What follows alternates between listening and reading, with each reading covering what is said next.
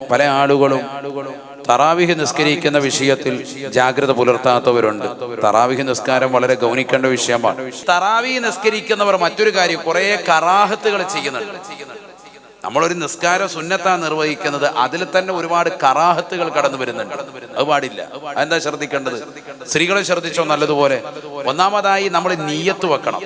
നിയ്യത്ത് വെക്കാതെ നിസ്കരിച്ച നിസ്കാരം ബാത്തിലാണ്. നിസ്കരിക്കാൻ നിൽക്കുന്നതിന് മുമ്പ് ഓരോ 2 റക്അത്തുകളിലും നിയ്യത്ത് വേണം. അത് പ്രത്യേകം മനസ്സിലാക്കേണ്ടതാണ്. ഇത് മിക്ക ആളുകളും ശ്രദ്ധിക്കുന്നില്ല. എഴുന്നേക്കുന്നു, കൈയ്യൊട്ടുന്നു, നിയ്യത്തൊന്നുമില്ല. അതുകൊണ്ട് കാര്യമില്ല. 20 റക്അത്ത് ഒറ്റയടിക്ക് നിയ്യത്ത് വെക്കുക, അത് പറ്റൂല. കാരണം 2 റക്അത്ത് കഴിയുമ്പോൾ സലാം വിട്ടുന്നതോടെ നിസ്കാരത്തിൽ നിന്ന് ഒഴിവാകുകയാണ്. ഒഴിവായാൽ പിന്നെ അടുത്തതിന് വേറെ നിയ്യത്ത് വേണം. അപ്പൊ തറാവീഹിൽ നിന്നുള്ള 2 റക്അത്ത്, തറാവീഹിൽ നിന്നുള്ള എന്ന് പറയാം, തറാവീഹിന്റെ 2 റക്അത്ത് അങ്ങനെയും പറയാം. എങ്ങനെ ചെല്ലിയാലും പറ്റും. 2 റക്അത്ത് സുന്നത്ത് അല്ലാഹു തആല കൊണ്ട് നിസ്കരിക്കുന്നു എന്ന് നിയ്യത്ത് ചെയ്ത് കൈകെട്ടാം. നമ്മൾ മലയാളം തന്നെ പറഞ്ഞു പോകുന്നത് എളുപ്പത്തിന് വേണ്ടിയിട്ടാണ്. വേഗം പറയാൻ ചുരുക്കാൻ. കൈകെട്ടിയാൽ ഉടനെ വജ്ഹത്ത് ഓതൽ സുന്നത്താണ്. മിക്ക ആളുകളും വജ്ഹത്ത് ഓതാറില്ല. വളരെ ശ്രദ്ധിക്കണം. വജ്ഹത്ത് ഓതാതിരുന്നാൽ കറാഹത്താണ്. ഒരു കറാഹത്ത് ചെയ്യുന്നവനായി മാറി. കാര്യമായിട്ട് സുന്നത്തെടുത്തതാണ്. സുന്നത്തെടുത്തപ്പോൾ കറാഹത്ത് കൊട്ടപ്പടി കൊണ്ടുവരികയാണ്. അതുകൊണ്ട് നിർബന്ധമായി ശ്രദ്ധിക്കണം. സഹോദരിമാരടക്കം ഒറ്റയ്ക്ക് നിസ്കരിക്കുന്നവരായിരുന്നാലും ഇമാമിനോടൊപ്പം നിസ്കരിക്കുന്നവരായിരുന്നാലും എന്ത് സുന്നത്തുണ്ട്? നമുക്ക് വജ്ഹത്ത് ഓതൽ സുന്നത്തുണ്ട്. ഇമാമൻ ശ്രദ്ധിക്കണം. ഇമാമൻ നിൽക്കുന്നവർ വേഗം തീർത്തിട്ട് പോകാന്ന് പറഞ്ഞിട്ട് വേഗം ഓതി പോകരുത്. നമ്മൾ വജ്ഹത്ത് ഓതണം. വജ്ഹത്ത് പൂർത്തിയാക്കി ഓതിയുന്നില്ല, തറാവീഹാണ്, എല്ലാവർക്കും ക്ഷീണാണ്, പിറ്റേ ദിവസമൊക്കെ ഓടണം എങ്കിൽ എന്ത് ചെയ്തു? അതിന്റെ ഏറ്റവും ചുരുങ്ങിയ രൂപം ഇമാമിങ്ങൾ പഠിപ്പിക്കുന്നുണ്ട്. സുബ്ഹാനക്കല്ലാഹുമ്മ വബിഹംദിക. ഈ വാക്കെങ്കിലും പറയണം എന്ന് പറഞ്ഞ എല്ലാവരും. സുബ്ഹാനക്കല്ലാഹുമ്മ വബിഹംദിക. 3 വാക്കേ ഉള്ളൂ. സുബ്ഹാനക അല്ലാഹുമ്മ വബിഹംദിക. കഴിഞ്ഞു. എന്താണ് അതിനർത്ഥം? അല്ലാഹു നിന്നെ സ്തുതിക്കുന്നതിനോടൊപ്പം നിന്നെ വാഴ്ത്തുന്നു, നിന്നെ പുകഴ്ത്തുന്നു എന്നാണ്. വേറൊരർത്ഥം ഇല്ല. ഈ ഒറ്റ വാക്ക് പറയുന്നതോടുകൂടി ആ കറാഹത്ത് അങ്ങ് നീങ്ങി. മാഷാ അല്ലാഹ്. ഇനി അടുത്ത ശ്രദ്ധിക്കേണ്ടത്, ഫാത്തിഹ ഓതുന്നതിന് മുമ്പ് അഊദ് ഓതൽ സുന്നത്താണ്. അത് ഉപേക്ഷിക്കൽ കറാഹത്താണ്. ഫാത്തിഹ ഓതുന്നതിന് മുമ്പ് അഊദ് പതുക്കെ ഓതണം. അഊദു ബില്ലാഹി മിനശ് ശൈത്വാനിർ റജീം. ഇമാം എന്നിട്ട് പിന്നെ ബാക്കി ബിസ്മില്ലാഹിർ റഹ്മാനിർ റഹീം ഓതിയാൽ മതി. അപ്പൊ അത് ശ്രദ്ധിക്കണം. അപ്പൊ വജ്ഹത്ത് നിയ്യത്ത് ശ്രദ്ധിക്കണം. നിയ്യത്ത് ശ്രദ്ധത്തിൽ നിസ്കാരം പോയി. കൈകെട്ടിയതിന് ശേഷം എന്ത് ഓതണം? ആദ്യം തന്നെ വജ്ഹത്ത് ഓതണം. അത് പൂർത്തിയാക്കാൻ സാധിക്കാത്തവർ എത്രയെങ്കിലും ഓതണം. സുബ്ഹാനക്കല്ലാഹുമ്മ വബിഹംദിക. അത്രയെങ്കിലും ചെല്ലണം. ഒന്നുകൂടി എന്ന് പറഞ്ഞ എല്ലാവരും സുബ്ഹാനക്കല്ലാഹുമ്മ വബിഹംദിക. അതിനുശേഷം അഊദ് ഓതണം. ശേഷം ഫാത്തിഹ ഓതണം. ഇമാമിനോടൊപ്പം നിസ്കരിക്കുന്ന മഅ്മൂമീങ്ങൾ ശാഫി മദ്ഹബ് പ്രകാരം നിർബന്ധമായും ഫാത്തിഹ സൂറത്ത് ഓതണം. ലാ സലാത്ത ലിമൻ ലം യഖറ ബിഫാത്തിഹത്തിൽ കിതാബ് എന്നാണ്. ഫാത്തിഹ ഓതിയിലെ നിസ്കാരം ശരിയാവൂല. പ്രത്യേകം ശ്രദ്ധിക്കണം. ഈ 2 റക്അത്തുകളിലും ഫാത്തിഹ ഓതണം. ഇമാമിനോടൊപ്പം ഇമാമിനല്ല ഓതണ്ട, റാഹത്തായിട്ട് കേൾക്കാന്ന് പറഞ്ഞിരുന്നാൽ പോരാ. നീയും ഫാത്തിഹ ഓതണം. ഇമാമ് ഫാത്തിഹ ഓതി തീർന്ന ഉടനെ നീ നിന്റെ ഫാത്തിഹ തുടങ്ങണം. അല്ലാഹു തൗഫീഖ് നൽകട്ടെ. ഫാത്തിഹ ഓതി തീർക്കാതെ പോകാൻ പാടില്ല. ഇമാം റുക്കൂയിലേക്ക് പോയി, നിന്റെ ഫാത്തിഹ തീർന്നിട്ടില്ല, ഫാത്തിഹ ഓതി തീർത്തിട്ട് പോയാൽ മതി. ഇമാം റുക്കൂയിൽ നിന്ന് എഴുന്നേറ്റു, സമിഅല്ലാഹു ലിമൻ ഹമിദ, നീ നിന്റെ ഫാത്തിഹ ഓതി തീർന്നിട്ടില്ല, ഓതി തീർത്തിട്ട് പോയാൽ മതി എന്ന്. ഇമാം സുജൂദിലെത്തി, നീ നിന്റെ ഫാത്തിഹ ഓതി തീർത്തിട്ട് പോയാൽ മതി. ഇമാം സുജൂദിൽ നിന്ന് ഇടയിലെ ഇരുത്തത്തിലേക്ക് ഇരിക്കുന്നതിന് മുമ്പ് നീ നിന്റെ ഫാത്തിഹ ഓതിയിട്ട് നീ റുക്കൂയിലേക്ക് എത്തിയാൽ മതി.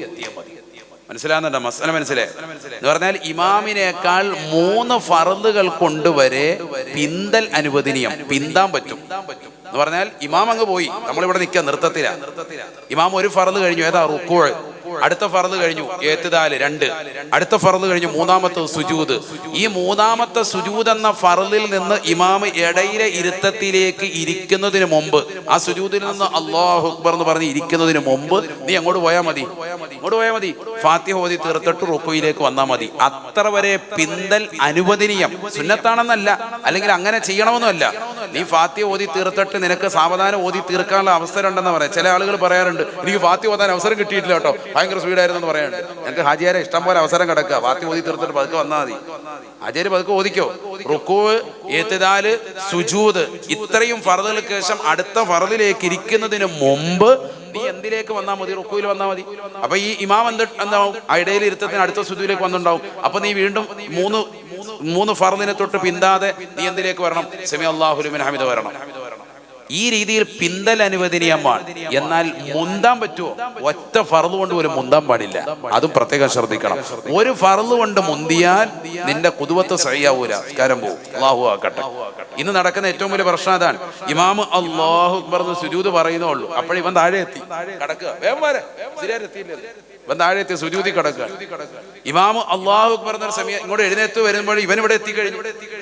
ഇമാം ഇവിടെ എത്തി. ഇമാം ഒന്ന് കൈ കെട്ടിയിട്ടില്ലേ? ഇമാം അവിടുന്ന് അള്ളാന്ന് പറഞ്ഞപ്പോഴേ ഇവൻ ബാക്കി ഇവിടെ പറഞ്ഞ് ഇവരെ നമ്മൾ പറഞ്ഞോളാന്ന് പറഞ്ഞു. ഇവൻ ഇവിടെ എഴുന്നേറ്റ് വന്നു.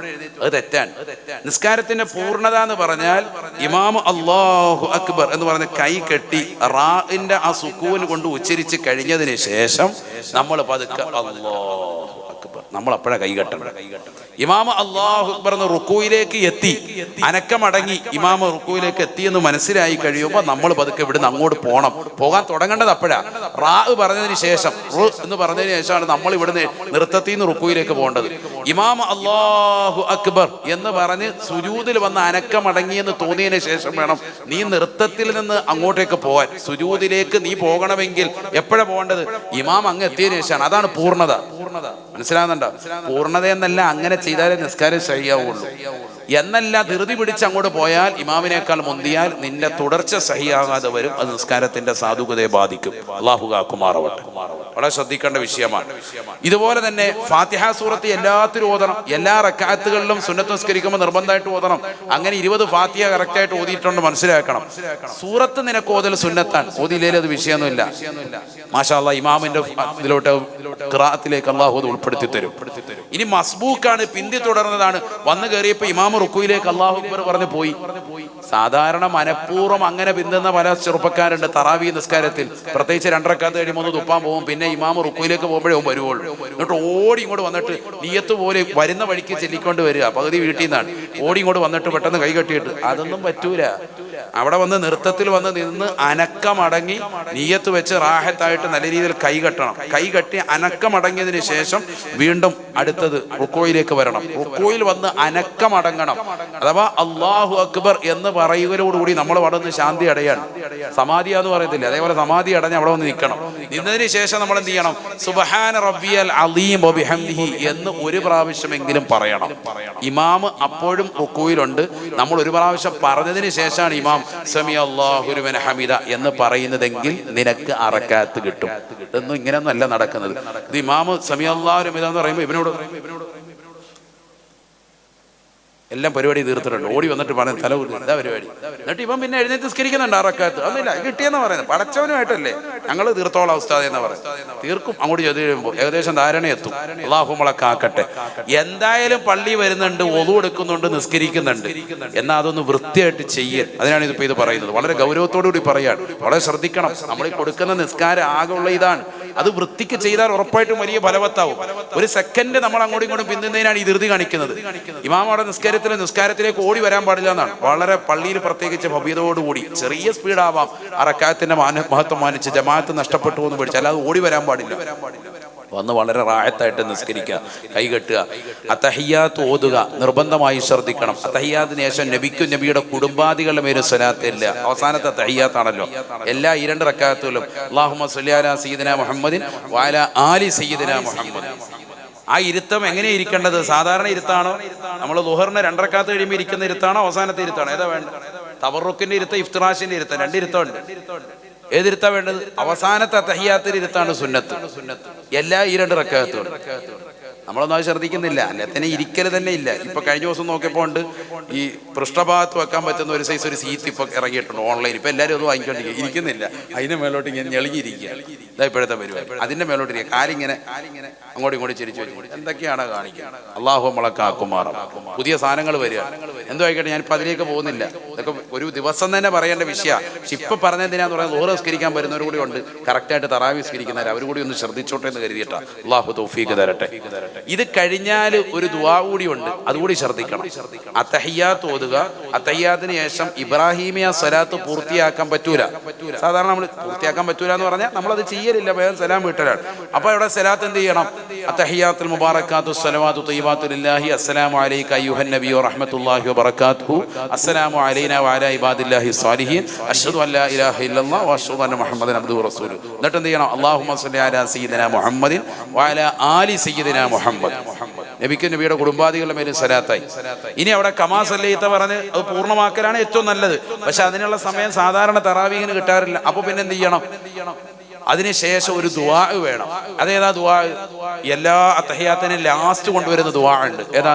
അല്ലാഹുമ്മ ഇന്നി അഊദു ബിക മിൻ അദാബിൽ ഖബരി വമിൻ അദാബിൻ നാർ വമിൻ ഫിത്നത്തിൽ മഹ്യാ വൽ മമാതി വമിൻ ഫിത്നത്തിൽ മസീഹി അദ്ദജ്ജാൽ. നബി തങ്ങൾ പറയുകയാണ്, ഇദാ ഫറഗ്തും മിന തശഹുദിൽ അഖീരി, അവസാനത്തെ തഹിയ്യാത്തിൽ നിന്ന് നിങ്ങൾ എപ്പോൾ വിരമിച്ചാലും ഫതഅവ്വദു മിൻ അർബഈൻ, 4 കാര്യങ്ങളെ തൊട്ട് കാവൽ തേടണേ. 4 കാര്യങ്ങളെ തൊട്ട് കാവൽ തേടാതെ നിസ്കാരം വിരമിക്കരുതേ.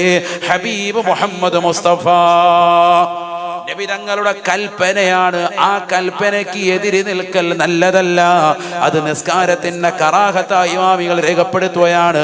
അതുകൊണ്ട് അവസാനത്തെ തഹിയ്യാത്തിന് ശേഷം നബി തങ്ങളുടെ മേൽ അവരുടെ കുടുംബത്തിന്റെ മേൽ സ്വലാത്ത് ചൊല്ലിയിട്ട് ഈ ദുആ ചെയ്യണേ. അല്ലാഹുമ്മ ഇന്നി അഊദു ബിക മിൻ അദാബിൽ ഖബർ, ഖബറിന്റെ ശിക്ഷയെ തൊട്ട് കാവൽ തേടുന്നു അല്ലാഹ്.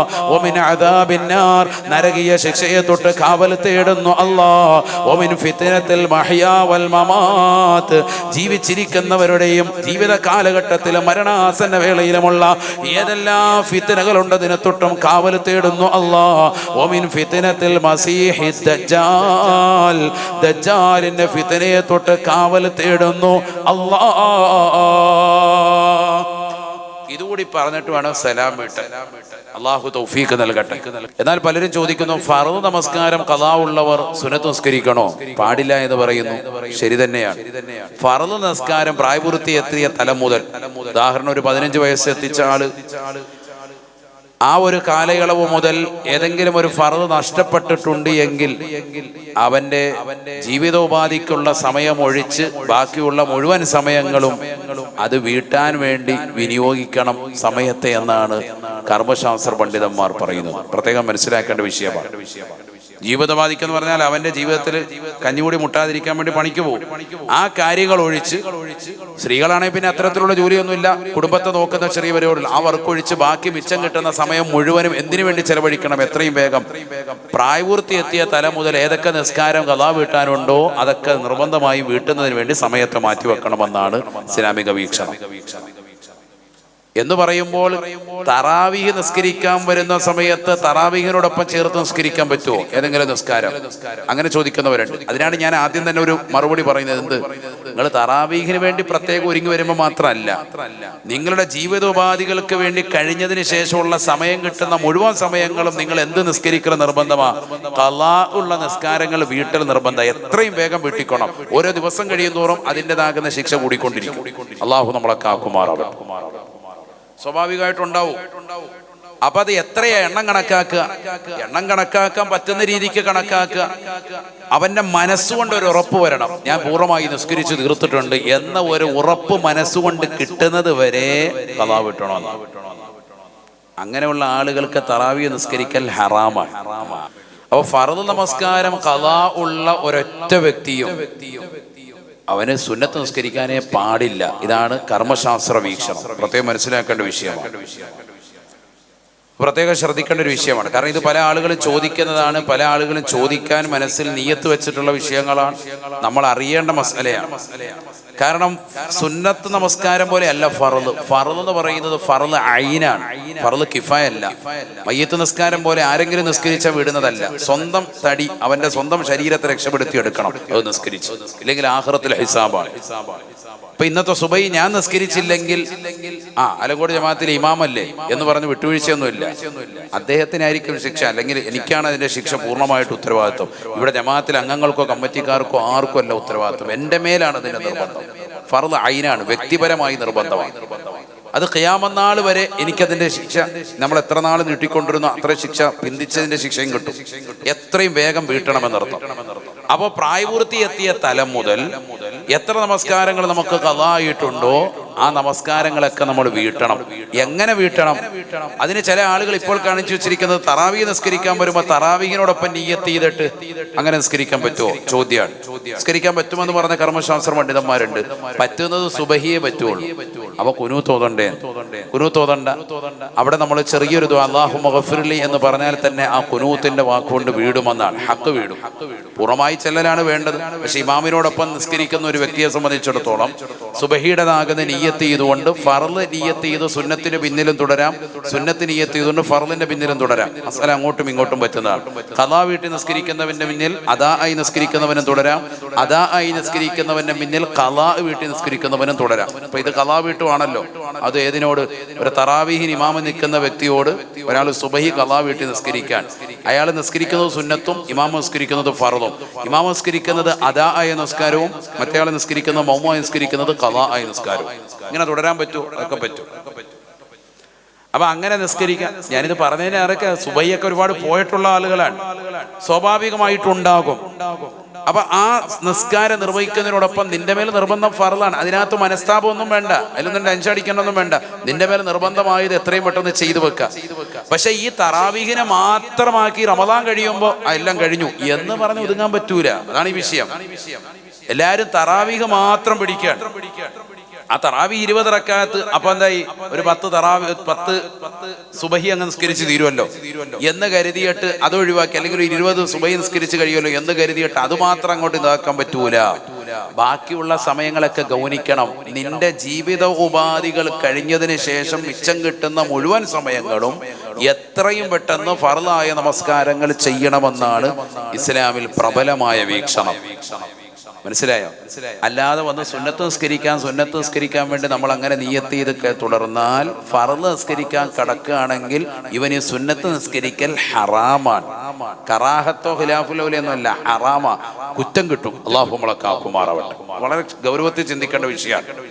അതുകൊണ്ടാണല്ലോ ഇശായിന് നിസ്കാരം നമ്മൾ അപ്പുറത്ത്, ഇവിടെ നിസ്കാരം ഇശാ കഴിഞ്ഞു, ഇവിടെ തറാവീഹ് നിസ്കരിക്കാൻ നമ്മൾ വരുമ്പോഴത്തേക്കും ഇവിടെ എന്താ തറാവീഹ് കിടക്കുക, എന്നാ വേഗം വന്ന് തറാവീഹിന് കൂടാ. ചില ആളുകൾ തറാവീഹിന് വന്ന് കൂടും. പാടില്ല. നിന്റെ മേൽ ഏതാ നിർബന്ധം?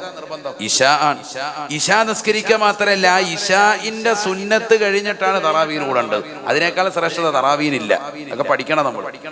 ഏതിനാണ് ശ്രേഷ്ഠത കൂടുതലുള്ളത്? ഫർള് നിസ്കാരങ്ങൾക്ക് മുമ്പും ശേഷവുമുള്ള റവാത്തിബ് സുന്നത്തിനാണ് തറാവീഹിനേക്കാൾ മഹത്വം. ചില ആളുകൾ ഇശാ കഴിയുമ്പോൾ തുപ്പാൻ പോകുന്ന കാണാം. തുപ്പാൻ പോയിട്ട് തിരിച്ചു വരുമ്പോൾ തറാവീഹ് തുടങ്ങാൻ, വേഗം വന്ന് തറാവീഹിന് കൂടുകയാണ്. ഇവൻ ഏതാ നിസ്കരിക്കേണ്ടത്? ആദ്യം ആ ഇശായിന് ശേഷമുള്ള 2 റക്അത്ത് സുന്നത്തുണ്ട്. ഇതൊന്നും മിക്ക ആളുകളും ശ്രദ്ധിക്കുന്നില്ല. അതുകൊണ്ടാണ് ഇത് പറയുന്നത്. ഇതൊക്കെ ഗൗരവത്തിൽ ശ്രദ്ധിക്കേണ്ട വിഷയമാണ്. മസലയാണ് ഈ പറയുന്നത്. അതിനേക്കാൾ മഹത്വം മറ്റേതിനാണ്. അള്ളാഹു മനസ്സിലാക്കാൻ തൗഫീഖ് തരട്ടെ. ആ തറാവീഹിന് മഹത്വം ഇല്ലേ? വലിയ മഹത്താണ്. എല്ലാ ഫർളുകളും ഗൗനിച്ച ആളുകൾക്ക് എടുക്കാനുള്ളതാണ് സുന്നത്ത്. ഈ സുന്നത്ത് എന്തിനാ? ഈ സുന്നത്ത് അധികരിപ്പിക്കലോടുകൂടിയാണ്, ഫർളുകളെ ശ്രദ്ധിച്ച് സുന്നത്ത് അധികരിപ്പിക്കലോടുകൂടിയാണ് അള്ളാഹുലേക്ക് അടുക്കുക. അപ്പൊ ജീവിതകാലം മുഴുവനും ഫർള് നിസ്കരിച്ച് നിൽക്കാനല്ല, മറിച്ച് എത്രയും വേഗം ഫർളുകൾ പൂർത്തിയാക്കണം. അള്ളാഹു തൗഫീഖ് നൽകട്ടെ. കിട്ടുന്ന സമയം അത്രയും ഫർളുകൾ നിസ്കരിച്ച് നിൽക്കുക. ഓരോ ളുഹറിന്റെ കൂടെ ഒരു ളുഹർ കൂടി നിസ്കരിക്കാൻ ശ്രമിക്കുക. ഒരു അസറിന്റെ കൂടെ ഒരു അസർ കൂടി നിസ്കരിക്കാൻ ശ്രമിക്കുക. ഖളാ വീട്ടി തിരക്കൊക്കെ ഉള്ള ആളുകളെ അങ്ങനെ ഇങ്ങനെ ചെയ്യാമല്ലോ. ഒരു മഗ്‌രിബിനോട് ഒരു മഗ്‌രിബ് കൂടി നിസ്കരിക്കുക, ഒരു ഇശായിനോട് ഒരു ഇശാ കൂടി നിസ്കരിക്കുക. ഞാനിപ്പോൾ കഴിഞ്ഞ ദിവസം എന്നെ ഒരു സഹോദരൻ ഫോൺ വിളിച്ചു. അയാൾ 2013 മുതൽ കഴിഞ്ഞ ഇത്രയും വർഷമായിട്ട് 13 കഴിഞ്ഞിട്ട് ഇപ്പൊ എത്ര 23 കഴിഞ്ഞ് 24, 25 ഏകദേശം ഇത്രയും വർഷങ്ങളോളം 10-11 വർഷമായിട്ട് അയാൾ പറയാം, ഞാൻ സുന്നത്ത് നിസ്കരിച്ചിട്ടില്ല, ഫർള് ഇങ്ങനെ നിസ്കരിക്കൽ തന്നെ. അപ്പൊ എന്റെ വീടിയിട്ടുണ്ടാവില്ലേ ഉസ്താദ് എന്നോട്. ഞാൻ പറഞ്ഞു, നിങ്ങളുടെ മനസ്സിന് ഉറപ്പ് വരുന്നത് വരെ എന്ത് നിസ്കരിക്കണം? ഫർള് നിസ്കരിക്കണം. നിങ്ങളുടെ ചെറുപ്പത്തിൽ നിങ്ങൾക്ക് പ്രായപൂർത്തി എത്തിയ തലം മുതൽ ഒരുപാട് ഖളാ ഉണ്ടെങ്കിൽ വീട്ടിൽ നിന്നെ നിസ്കരിച്ചേ പറ്റുള്ളൂ. ഇതൊക്കെ വളരെ ഗൗരവമുള്ള മസലയാണ്. അല്ലെങ്കിൽ ആഖിറത്തിൽ എത്തുമ്പോൾ കാലേ പിടിക്കും. അല്ലാഹു നമ്മളെ കാക്കുമാറാവട്ടെ. അതുകൊണ്ട് വളരെ ശ്രദ്ധിച്ചോ. അപ്പൊ തറാവീഹ് മുടക്കണ്ട, തറാവീഹിന് ഒന്ന് കൂടിക്കോ. എന്ത് നിയ്യത്ത് വെച്ചോ, സുബഹിയുടെ നിയ്യത്തോ അങ്ങനെ ഉള്ളവർ അങ്ങനെ വെച്ചോ. ഉള്ളവരാണ് പറഞ്ഞേട്ടാ. ഈ ചെറുപ്പം പോലെ പ്രായപൂർത്തി എത്തിയ പോലെ നിസ്കരിച്ച ആളുകൾ ഉണ്ടെങ്കിൽ മാഷാ അല്ലാഹ് നിങ്ങൾക്ക് റാഹത്താണ്. അല്ലാഹു തൗഫീഖ് തരട്ടെ. ഇന്നിപ്പോ ഇനി ഏത് നിയ്യത്താന്ന് കണ്ടറിയാം. മുസ്വല്ലി ഫർദോ സുബ്ഹാനോ പറയാൻ ചാൻസ് ഉണ്ട്. ഏതും ആയിക്കോട്ടെ, അല്ലാഹു സാലിഹീങ്ങൾ ചേർക്കട്ടെ. ഏതുപോലെ റമദാനിലെ നോമ്പ് രാത്രിയിൽ തന്നെ നിയ്യത്ത് വെക്കൽ നിർബന്ധമായതുപോലെ, റമദാനിലെ നോമ്പ് ഫർദായ നോമ്പാണ്, അതിന് രാത്രിയിൽ തന്നെ നിയ്യത്ത് വേണം. രണ്ട് കാര്യങ്ങളാണ് ഫർദായ നോമ്പുകൾക്ക് നിർബന്ധം. ഒന്ന് തബീത്ത്, മറ്റൊന്ന് തഅയ്യിൻ. തബീനത്ത് എന്ന് പറഞ്ഞാൽ രാത്രിയിൽ തന്നെ ആവണം. മഗ്രിബ് മുതൽക്ക് സുബൈ വരെയുള്ള സമയമാണ് രാത്രിയായിട്ട് ഗൗനിക്കുക. അപ്പൊ അതിന്റെ ഇടയിലാവണം. മഗ്രിബ് ബാങ്ക് വിളിച്ചു, ഉടനെ നോമ്പ് തുറക്കുന്നു. നോമ്പ് തുറന്ന ഉടനെ നീ എന്ത് ചെയ്തോ? നിയ്യത്ത് വെച്ചു. ബാങ്ക് വിളിച്ച ഉടനെ തന്നെ നീ പിറ്റേ ദിവസത്തേക്ക് നിയ്യത്ത് വെക്കാൻ. നവൈതു സൗമഗദിന നദാഇ ഫർളി റമദാനി ഹാദിഹി സനത്തി ലില്ലാഹി തആല. മനസ്സുകൊണ്ട് അപ്പോഴേ തന്നെ നിയ്യത്ത് വെച്ചോ. മനസ്സാണ് നിയ്യത്ത്. അത് ഏത് കാര്യത്തിനും, ഹജ്ജിന് കരുതിയാലും ഉംറയ്ക്ക് കരുതിയാലും നിസ്കാരത്തിന് വേണ്ടി നിയ്യത്ത് വെച്ചാലും കരുതൽ നാവ് കൊണ്ട് പറയൽ സുന്നത്തും ഹൃദയം കൊടുത്ത് പറയൽ നിർബന്ധവുമാണ്. ശ്രദ്ധിക്കണം.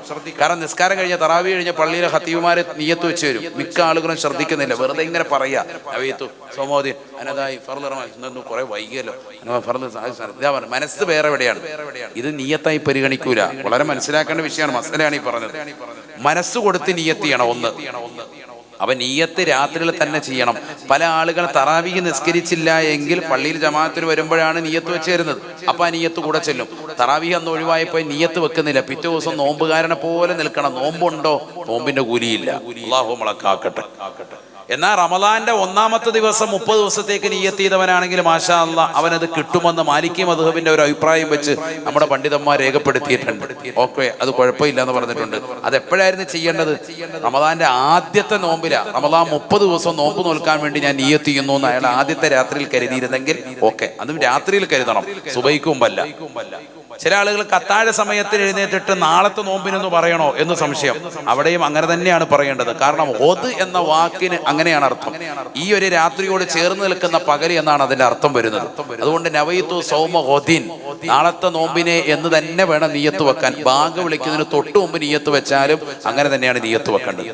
നിയ്യത്ത് പുതുക്കേണ്ടതുണ്ടോ? ചിലരുടെ സംശയം. നിയ്യത്ത് പുതുക്കൽ സുന്നത്താൻ. രാത്രിയിൽ നമ്മൾ നിയ്യത്ത് വെച്ചു, പിന്നെ ഭക്ഷണമൊക്കെ കഴിക്കുന്നത് കൊണ്ടും ഉറക്കമുള്ളത് കൊണ്ടും സുബഹിക്ക് എഴുന്നേറ്റ് അത്താഴ ഭക്ഷണം കഴിച്ചതിന് ശേഷം അല്പം ഖുർആൻ ഓതി ഇസ്തിഗ്ഫാർ ചൊല്ലിയതിനു ശേഷം എന്ത് ചെല്ലണം? നിയ്യത്ത് ഒന്നുകൂടി പുതുക്കൽ സുന്നത്താണ്. ഷാഫി മദ്ഹബിലെ കർമ്മശാസ്ത്ര പണ്ഡിതന്മാർ രേഖപ്പെടുത്തിയ വിഷയമാണ്.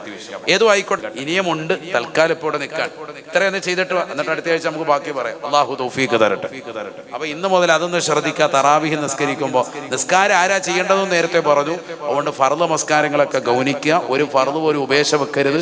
നമ്മൾ ഒരു ളുഹർ നമുക്ക് നഷ്ടപ്പെട്ടാൽ ഖിയാമത്ത് നാൾ വരെ അത് വീട്ടിയിട്ടില്ലെങ്കിൽ അത് നമ്മുടെ മേലെ ശിക്ഷയായിട്ട് അവശേഷിക്കും. അതുകൊണ്ട് ഓരോ നിസ്കാരവും ഗൗനിക്കുക. അള്ളാഹു തൗഫീഖ് നൽകട്ടെ. നിസ്കാരമുള്ള സാലിഹീങ്ങൾ അള്ളാഹു നമ്മളെ ചേർക്കുമാറാവട്ടെ.